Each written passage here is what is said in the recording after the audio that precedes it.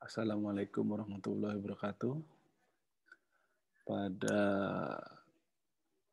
penjelasan kali ini, presentasi kali ini, saya akan menjelaskan tentang augmented reality sebagai pembelajaran new era, sebagai tugas adaptif dari tugas pembelajaran mata kuliah adaptif.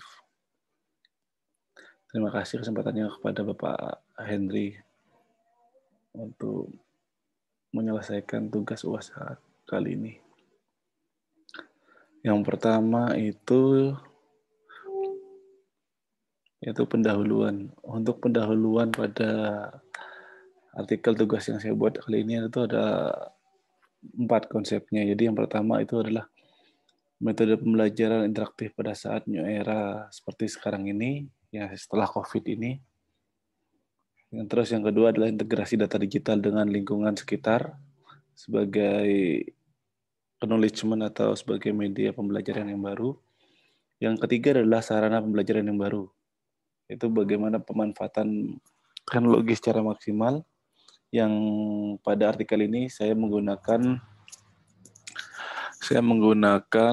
augmented reality sebagai media pembelajarannya. Dan untuk artikel yang saya tulis ini, saya menggunakan siswa kelas 6 SD. Jadi diasumsikan. Jadi bahan risetnya itu siswa kelas 6 SD pada umurnya itu 10-12 tahun. Di mana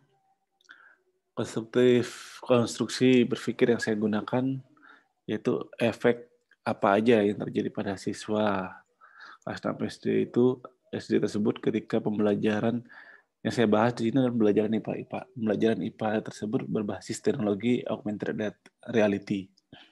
Terus konstruksi berpikir yang kedua yaitu beban kognitif apa, dasarnya itu beban kognitif apa yang terjadi pada siswa saat menggunakan teknologi augmented reality ini. Nah, 7 parameter yang digunakan untuk menganalisa. Jadi saya nanti untuk uji cobanya rencananya akan sebelum dimasukkan ke kelas, siswa itu akan dites dulu. Nanti siswa jumlahnya sekitar 70-80 orang itu akan dijadikan 2 kelas.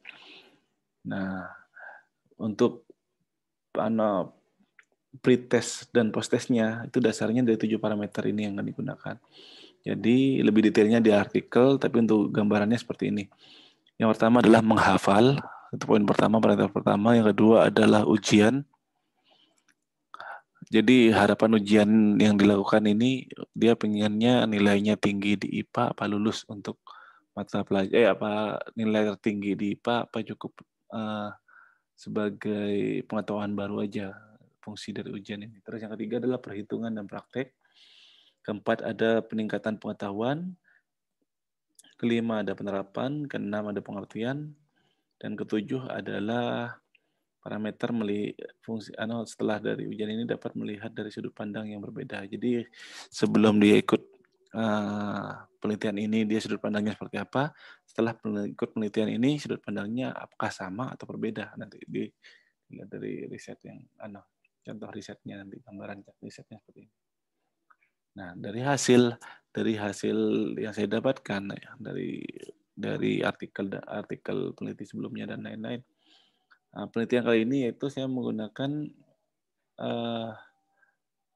penelitian ini menemukan bahwa menggunakan strategi pengajaran dengan menambahkan scaffolding pada saat penggunaan AR itu memiliki pengaruh yang signifikan terhadap pemahaman konsep belajar siswa, terutama dalam